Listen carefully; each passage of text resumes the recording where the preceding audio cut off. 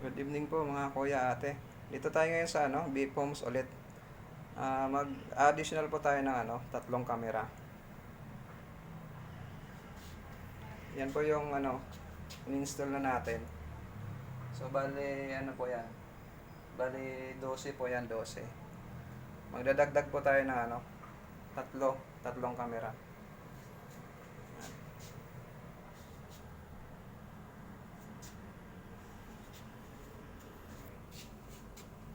So bali yan na po yung ito na po yung niya, yung wiring niya. Tsaka mag-i-install tayo ng another monitor para dun sa sa labas. So bali dalawa po lahat ng monitor. Dito sa loob ng office. Then dun pa po sa labas.